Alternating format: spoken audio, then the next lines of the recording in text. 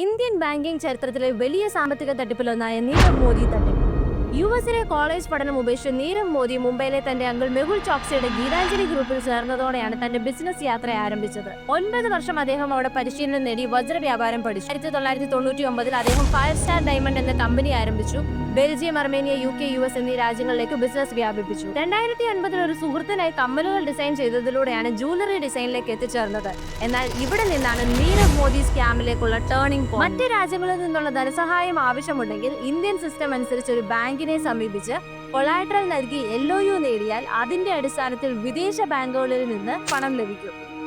എന്നാൽ 2011 മുതൽ നീരവ് മോദി തന്റെ ബന്ധങ്ങൾ ഉപയോഗിച്ച് കൊളാട്രൽ കൂടാതെ CBS സെന്ററുകളില്ലാതെ PNBയുടെ ബ്രേഡി ഹൗസ് ശാഖയിൽ നിന്ന് ഗോകുൽനാഥ് ഷെട്ടിയും മനോജ് കരട്ടും വഴി വ്യാജ LOUകൾ നേടി അനധികൃതമായി ലോൺ എടുത്തു. വിദേശ ബാങ്കുകൾ PNBയെ വിശ്വസിച്ച് വലിയ തുക നൽകുകയും ആ ഫണ്ടുകൾ മോദി 17 വിദേശ ഷെൽ കമ്പനികളിലേക്ക് മാറ്റുകയും ചെയ്തു. ലാഭം നേടിയെങ്കിലും വായ്പ തിരിച്ചടച്ചില്ല. പ്രധാന സഹായിയായ ഗോകുൽനാഥ് ഷെട്ടി 7 വർഷം അതേ ശാഖയിൽ തുടരുകയും 2017 വിരമിച്ചപ്പോൾ തട്ടിപ്പ് പുറത്തു വന്നു. ദിനേശ് ഭരദ്വാജ് എന്ന പുതിയ ഉദ്യോഗസ്ഥൻ ചുമതലയേറ്റപ്പോൾ നീരവ് മോദിയുടെ കമ്പനി 323 കോടിയുടെ LOUക്ക് അപേക്ഷിച്ചു. പുതിയ മാനേജർ കൊളാട്രൽ ആവശ്യപ്പെട്ടു. മോദി ഇതുവരെ കൊളാട്രൽ നൽകാത്തത് ചോദ്യം ചെയ്യപ്പെട്ടതോടെ അന്വേഷണം തുടങ്ങി.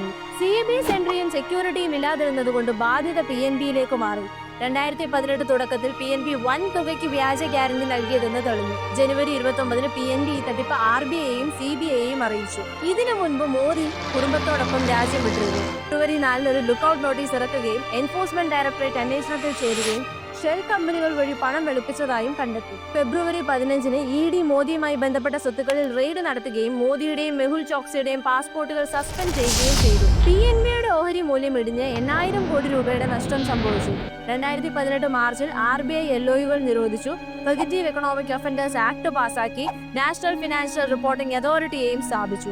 ഗോകുൽനാഥ് ഷെട്ടി, മനോജ് കരത്, വിപുൽ അംബാനി തുടങ്ങിയവർ അറസ്റ്റിലായി. 2018 ജൂൺ 2 മോദിക്കെതിരെ ഇന്റർപോളിന്റെ റെഡ് കോർണർ നോട്ടീസ് പുറപ്പെടുവിച്ചു. 2019 മാർച്ച് 9 ലണ്ടനിൽ പത്രപ്രവർത്തകൻ നീരവ് മോദിയെ കണ്ടു.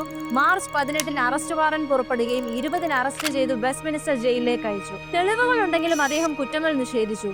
ഇന്ത്യ അദ്ദേഹത്തിന്റെ കൈമാറ്റം അഭ്യർത്ഥിച്ചപ്പോൾ നീരവ് മോദിയുടെ അഭിഭാഷകൻ രാഷ്ട്രീയ സമ്മർദ്ദം മൂലം നീരവിന് ന്യായമായ വിചാരണ ലഭിക്കില്ലെന്ന് വാദിച്ചു. 2021 ഫെബ്രുവരി 25 UK കോടതി കൈമാറ്റത്തിന് അംഗീകാരം നൽകി. 2024 മെയ് വരെ 7 പ്രാവശ്യം ജാമ്യം നിഷേധിക്കപ്പെട്ട നീരവ് ഇപ്പോഴും ലണ്ടനിൽ തടവിലാണ്.